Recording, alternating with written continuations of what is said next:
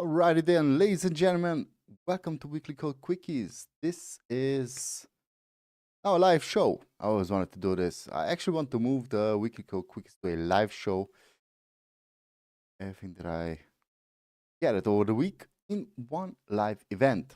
So hope you all can hear me. Alrighty then, ladies and gentlemen, welcome to Weekly Code Quickies. This is stop this here. Alrighty then. So also, guys in the chat, say hello. And let's get started. So we have three subjects today. We have our React version 19 stable this time. Also going to upgrade this in the course, in my React course. We also have state of JavaScript for 2024. Now it's out, not out, but the actual review is out. Turn this one down because I can hear myself and I don't like it. Furthermore, we have controlled versus uncontrolled components. This is a very interesting a very interesting blog post. I'm going to leave the link down in the video description. Also going to leave everything in my own blog. So definitely check that out. And I would say just get started here. So first things first, React version 19 is out and it is stable. We already talked about the beta version. So let's go over a couple of key points here. New JSX transform required. The new JSX transformer required. Most environments already have the new transform, but manually introductions are available if needed. So I already prepared a transcript here for what I want to talk about. Let's just take a look at what the upgrades are. So React upgraded the React engine itself and the React DOM. Don't forget the two different things. In order to install it, installation, come on, guide. So improve how to upgrade. There we go. Let's open up this one. Scroll over here, improvement, guidance, where new React API. Where do we have the installer? On React upgrade guide. Installing. There we go. So in order to install it, whether using npm or yarn, for npm it's install space -- save -exact, then react at, and the version, which is 19.00, and also need to install the React DOM. Don't forget about this. This is very important.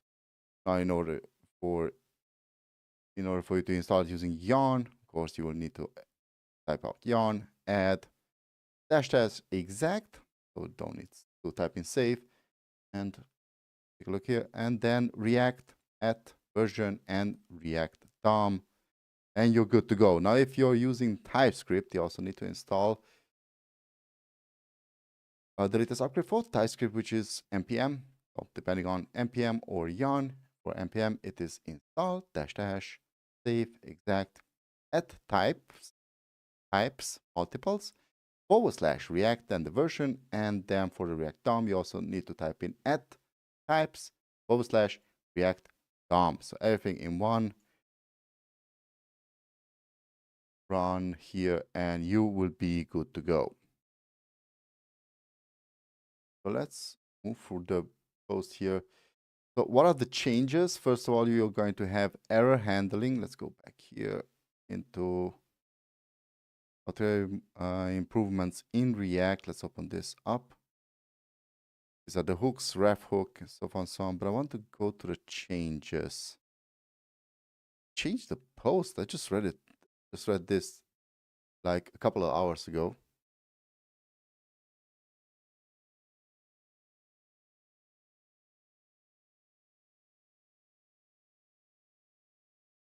Upgrade guide, code dance, breaking changes. There we go. Changes. Okay, so error handling, errors in render are no longer thrown in development. For this, you need to create root and hydrate root for custom error handling. Also, they removed a couple of dependencies for APIs, prototype, and default props. For functions, use, go down here, removed. These are deprecated, so prototypes and default props. You can see here the code example before and afterwards. They replace this entire thing with just this. So this was actually important for me, that React needs to be simplified. Kind of fed up with constant changes, and each time their new version comes out, I'm always looking for, is it getting simpler? I really want to simplify everything in order to, we could just write JavaScript if not, because that's the idea of frameworks here, to make our lives easier, lives of developers. Okay, legacy context types and get child context are now migrated to create context. String refs use ref callback, of course. Well, I already did, I believe, a really example of use ref. It's pretty interesting how that works now. By the way, if you want me to do any kind of tutorials, just leave it in the comment section below. You can chat with us here, me right now. Okay, furthermore, React dot create factory. Now JSX, React test render. Now, what they removed is they removed deprecated React DOM APIs. Let's go down here, remove string refs. Pretty good. Remove model performance, pattern factory. So before, after, you can see it's really dumbed down, and that is most important for me. Dumb. Okay, React DOM render. Use create root for React DOM client. This already happens at the installation, and most notable changes are strict mode improvements for double rendering and ref callbacks, suspense improvements for faster fallback display, UMD builds removed, use ESM based CDNs like ESMN.sh library, depending on React. Internals may be blocked for using internals. Okay, TypeScript changes. This is very important. Let's just see here, remove the deprecated TypeScript types, use type React code demod for migration. They also have here a little introduction how to use, how to upgrade all your types. Have it. I'm zoomed so far in, I can't even see it anymore. Let me just search quickly for React.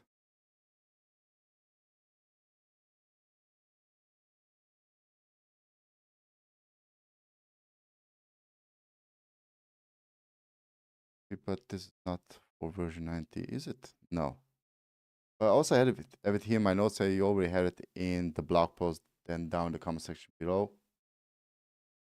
The ref cleans up required and command handle implicit returns. Use ref now requires an argument. Very good. Changes to React element type, default props to now JSX namespace in TypeScript uses React.jsx to avoid global population, improved use reducer. And that's pretty much it. So I'm going to leave this in the blog post. Definitely check out this post. We're going to leave the link for everything down there. Now let's talk about, let's see everything up, Let's talk about one of my favorite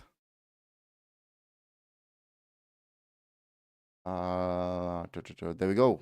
One of my favorite surveys, and that is state of JavaScript. So I already made a video for the state of JavaScript for 2023, I believe, or 22. I think I didn't make one for 2023.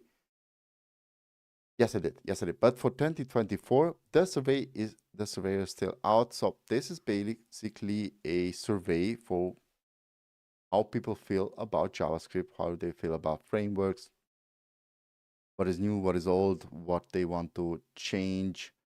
in JavaScript. And I will leave the link for the survey down in the description. You can see here, since 2016, this survey is being held, and over 20,000 developers are taking this survey each and every year. Please be one of them. At the end of the day, this just makes JavaScript better. So for people like me who love JavaScript, I would hardly recommend for you to take part of this survey. This would just make our lives easier at the end of the day. So I'm just going to quickly show you the survey. There are, I believe, 10 steps or something like that. You can also use a guest. I recommend to create a little account here. Just going to go in as guest right now. So here's the survey. We're going to survey features, front end and frameworks, meta frameworks, testing, mobile and desktop, build tools, monorepo tools. I can't talk anymore. It's pretty late here where I live. Other tools, usage, resources, and about you. There's a couple of interesting questions here. So in features is like syntax, string features, array features, set features, objects, blah, blah, blah, blah, blah. And please don't think that, oh my God, this is so long. It's actually a pretty interesting survey. Also, you will learn a couple of things. Learn about things you never heard of. Now for frameworks, what is React? Simple questions. Heard of it, used it, things like that. Lean, Solid, Quicks, Meta frameworks, Next.js, Nux, Gatsby. Did you use it? Did you not use it? Testing. What are you using? Jets or Mocha or stuff like that. So it's an interesting survey. Mobile and desktop, build tools. Please take this survey. Okay, I would highly recommend it. It is made by developers for developers. At the end of the day, it's just going to make our lives easier. Okay, what else do we have here? A blog post. So this is a really interesting blog post. Somebody just asked interesting questions.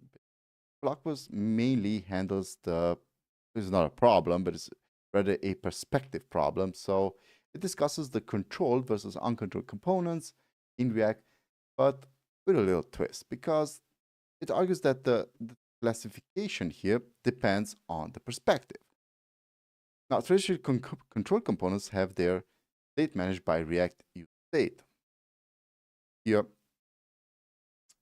while uncontrolled components manage their state in the DOM. So I wouldn't recommend. Now, in the example down here, so try this out. Down here, we have a counter. In this example, the person that created the blog post uses a counter. Now, the counter with this initial state uses useState. As you can see here, it starts at 0. Oops.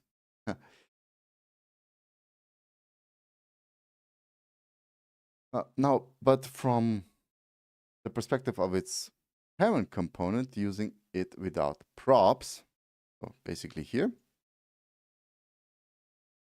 and it acts like a controlled component, like an uncontrolled component. Now, the key takeaway is that the component's behavior, controlled or uncontrolled, depends on how it's used. A component can be both controlled and uncontrolled depending on the context.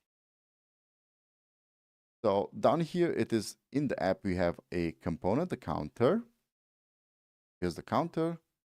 It has props, the value, and the on change, and they're going to be sent up. And here, basically, the value on change, we're basically going to pass in that value is if you press the minus button. Simplest way to explain is press the minus button, you're going to reduce one. If you press the plus button, you're going to add one to the state, which is then going to change the state. And up here, we're going to have a counter. App is going to display our count. Here, our state. And then it's going to be displayed up here as soon as you press it. Now, the final example shows, so we'll pop it down here, shows the exact difference.